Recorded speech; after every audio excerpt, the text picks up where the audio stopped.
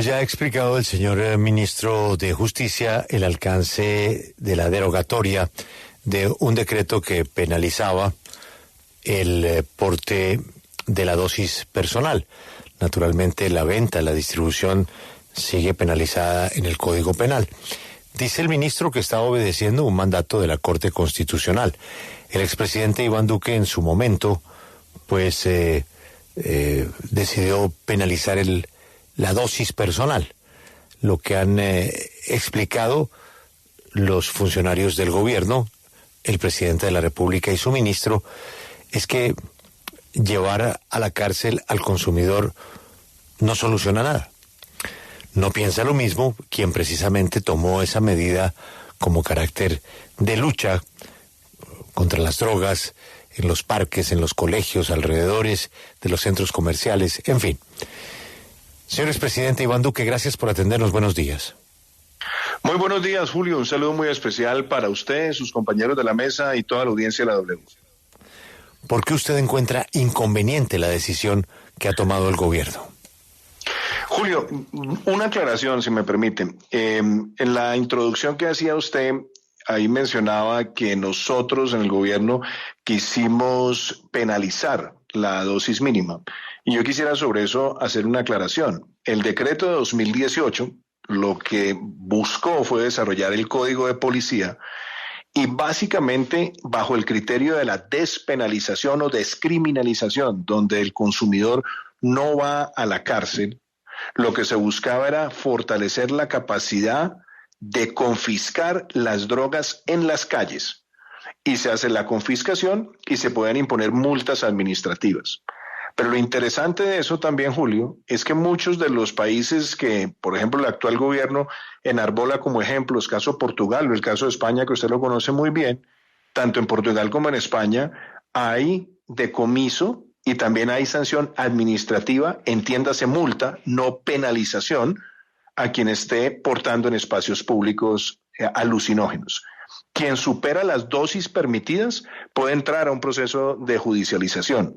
Pero esto lo que buscaba era básicamente tener una herramienta adicional a la luz de la Constitución y el Código de Policía para poder adelantar confiscación, liberar parques, entornos públicos y mantener la prerrogativa que estableció la Corte Constitucional hace mucho tiempo de permitir el consumo, pero como en el espacio público prima el interés general sobre el particular, bajo esa idea se hace la confiscación y la sanción administrativa. Ese fue el objetivo que nosotros nos fijamos en el año 2018 y se lograron muchos beneficios en términos de liberar parques de la presencia de jíbaros, porque usted sabe muy bien, Julio, que muchos jíbaros tienen escondido toda la paca, pero siempre van de dosis personal en dosis personal, o en algunos parques hay prácticamente galladas de jíbaros donde se distribuyen espacios de los parques, cada uno manteniendo la dosis personal, y eso lo encontramos como una práctica que fue además muy bien descrita por la policía. La medida que se adoptó ayudó a enfrentar también esos fenómenos. Sí, señor expresidente, ese decreto estuvo vigente por 5 años, pero ¿la medida realmente servía para llegar a los jíbaros y a los capos? Porque lo que dice el presidente Gustavo Petro es que estaba sirviendo para perseguir a los consumidores cuando la dosis mínima está despenalizada en Colombia. Usted habla de resultados, pero ¿cuáles son esas cifras del impacto a ese negocio ilegal y en términos de confiscación a partir de la facultad que daba ese decreto a la policía?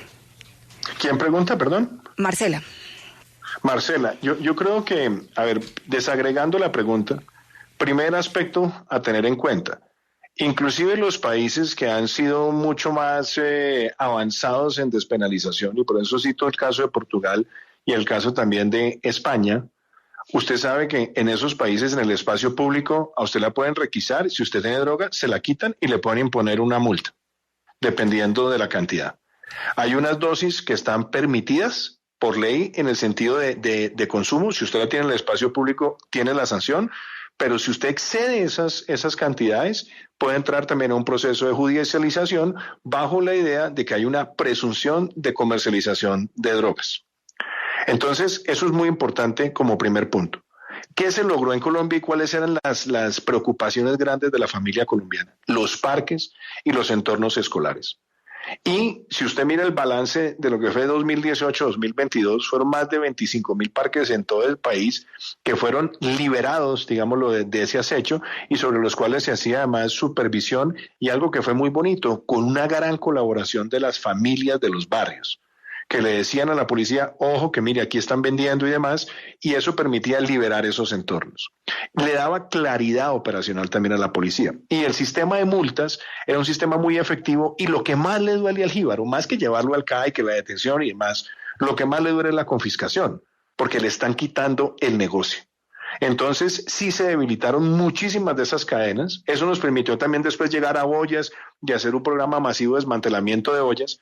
Mi preocupación es que ante la derogatoria la policía va a quedar limitada y hoy un policía va a pensarlo no una ni dos, sino 3 o 4 veces si en un parque va a ir a hacer una requisa porque ve que alguien está consumiendo drogas cerca de niños o si ve que hay una gallada posiblemente de jíbaros. Va a tener muchísimas limitaciones y sobre todo un temor natural a que termine empapelado por cumplir la ley y por proteger esos entornos seguros. Entonces creo que ahí es donde está la médula de la discusión.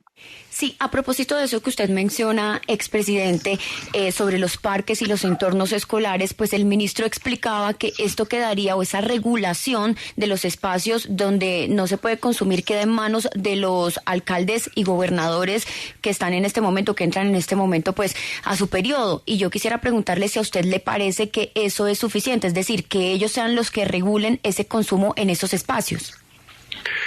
Yo creo que esa es una gran pregunta, Marcela, que me permite a mí decir lo siguiente. Claro que los alcaldes van a cumplir con su deber y ningún alcalde quiere que los parques de su ciudad estén llenos de jíbaros o inclusive de personas consumiendo, porque es que muchas personas tratan de decir, no, es que puede haber alguien fumándose un cacho de marihuana y demás, y lo vuelven algo casi que coloquial, pero lo cierto es que si usted tiene personas consumiendo heroína, cocaína, fentanilo, drogas que además alteran profundamente el sistema nervioso, el comportamiento, inclusive la capacidad de discernimiento, y usted tiene niños en esos entornos, pues lógicamente ese riesgo es un riesgo tremendo y los alcaldes van a obrar. A mí que me preocupa que entonces vamos a empezar a ver normas en distintas alcaldías distintas.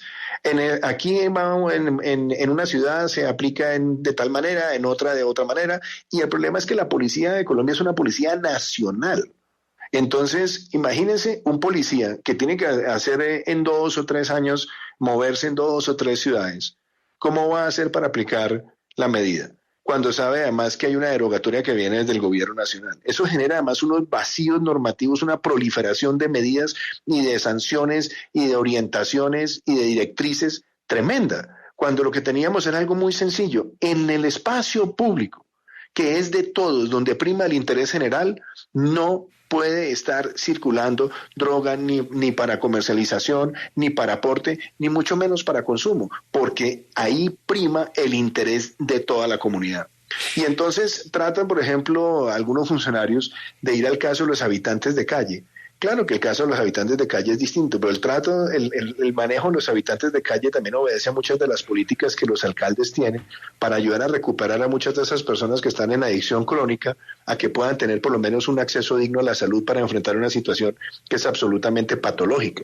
Aquí no se trata de criminalizar el consumidor, aquí lo que se trata es de proteger el entorno seguro y de darle las herramientas a la policía de ir a proteger esos parques. Sí. Hay muchas personas en Colombia, perdón Julio, que pueden ir a un club, que pueden estar en conjuntos cerrados, pero la gran mayoría de los colombianos, el parque, esos entornos seguros, es el entorno donde se desarrollan y ahí tenemos que proteger a los niños, niñas y adolescentes con la claridad de que la policía no esté limitada para proteger el entorno.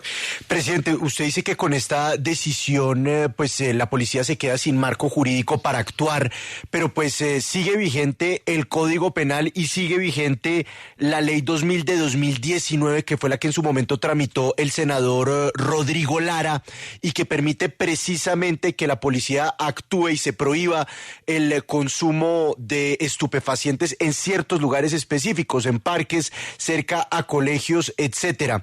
¿Ese no es sustento jurídico suficiente para que la policía actúe frente a sus preocupaciones?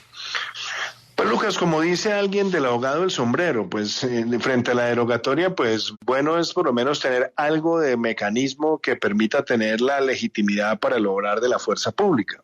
Y obviamente, como usted bien lo anota, el proyecto o la ley que tramitó en su momento el entonces senador Rodrigo Lara, pues tenía además como fundamento darle también herramientas a los alcaldes para la protección de sus entornos seguros. Entonces, sí, esas medidas pueden aplicarse y de hecho el Código de Policía tiene por lo menos unas medidas que son generales, pero vamos a la parte más práctica.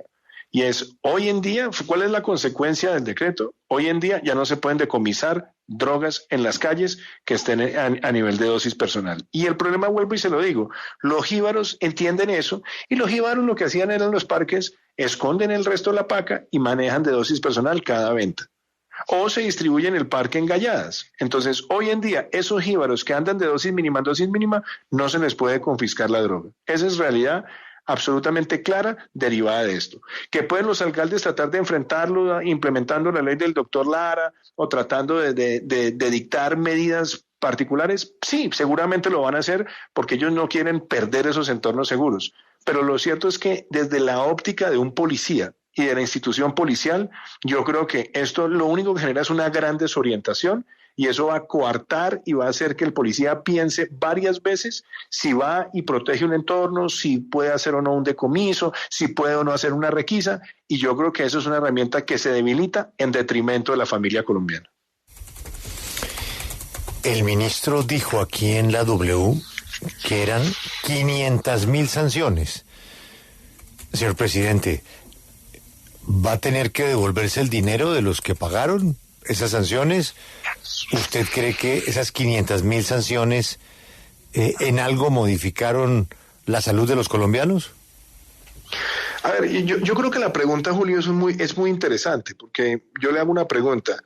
¿Las multas por exceso de velocidad disminuyen que la gente ande rápido en vehículos?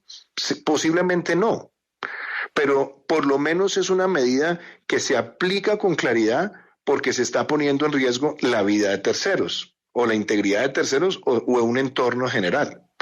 Entonces, las sanciones administrativas, que son multas, que como le digo, se aplican también en los países de Europa, que usted los conoce, que han tomado medidas en los últimos años de despenalización de manera acelerada, siguen manteniendo las multas y siguen manteniendo el decomiso, bajo la misma premisa de que es algo que pone en riesgo el entorno general, al igual que ocurre con el exceso de velocidad o con cualquier otra conducta que sea una contravención que implique una multa, sanción o un curso o cualquier otra medida que se parezca.